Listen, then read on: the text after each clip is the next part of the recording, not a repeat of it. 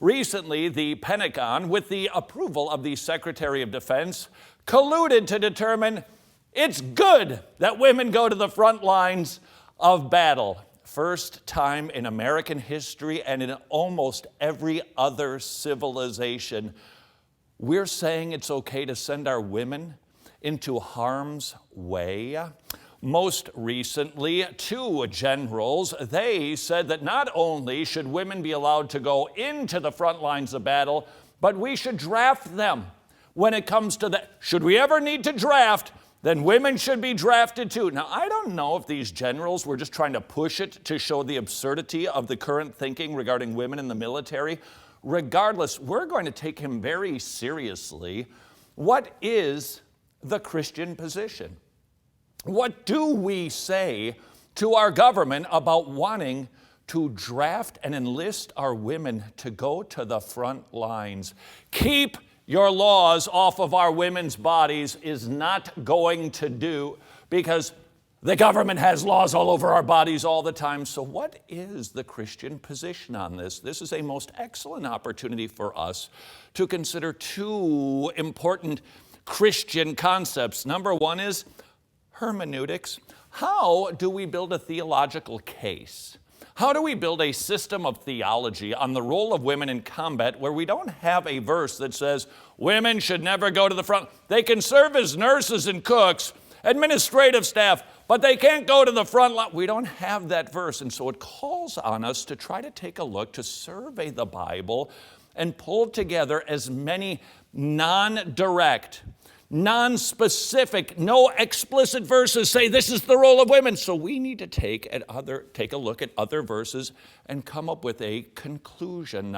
Second of all, this also reminds us of the idea of realms. What do we say to the government? Let's say that whatever number of years from now, you go to the mailbox, open it up, and they want to take your daughter into the military to fight, to train at Fort Bragg, and then go to the front lines. What are you going to say to your government who has some authority over you? Well, let's tackle the first one second and the second one first, or however Bill Clinton does that. Let's take a look at what the Bible says about the role of women in the military so that we can come up with a biblical conclusion. Here we go. Number one, God created two genders that are uniquely different. Once again, we see an answer in Genesis. God made man first, and then out of man, he created woman, and the language is quite explicit. Male and female created he them. God created both genders to be distinct, separate genders, despite what Bruce Jenner would tell you. God is the one who invented two sexes. He's the one who came up with the idea and implemented it, because we see in the book of Genesis that there were roles. Men are built a certain way to do certain tasks, and women are built another way to do other tasks, because it is God ordained. Number two from the Bible, God defined the roles for us. We don't define the roles. He already did it. In general, men, ish, the hard ones, the stronger ones, our job is to work.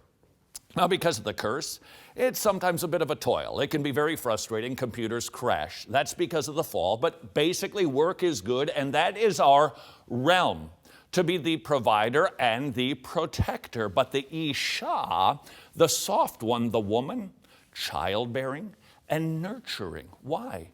Because God designed it that way. We want to make sure that we don't argue from the "this is the way it works best" position, even though it does clearly work best that way. If we simply state, well, you see, it works better if the guy goes off and works and then the woman stays home, somebody's going to come along with a study and say, well, actually, we interviewed 5 people and we've determined the other way is better, and we lose. Instead, we use the "it works better this way" to support the statement, "Thus saith the Lord." That is our position of argumentation. God defines the roles. Number 3 from the Bible, The Old Testament pattern, men protect, women nurture. So what we see being described and prescribed in Genesis 3 is reflected all throughout the Old Testament. Men are the protectors. Women are the nurturers. Virtually every book of the Bible, you will see gender roles playing out as defined by God. Now, as an aside, have there ever been abuses of the roles? Of course, both sides, by the way. But that doesn't discredit or disqualify God's command for there to be two distinct genders with two distinct roles and realms, if you will. Number 4 from the Bible, Israel's armies were exclusively male. I know, this is a description as opposed to a prescription, but it follows the pattern established in Genesis. We want to make sure that as we read historical narratives in the Old Testament, we recognize they're not theology books, but they're not lacking theology either. When we see historical tales, true events, we want to make sure that we recognize, okay, just because it's being described for us, it doesn't mean that it's prescribed for us. We don't have to do it necessarily. It might just be showing how something was done. But in this instance, consider all the battle stories. How many men died? How many men fell? How many men marched to battle? You do not see women, you see men in Israel's armies. And finally, from the Old Testament, number 5, David had 70 mighty men, not girls. Again, historical narrative. Nevertheless, it follows the pattern established in Genesis.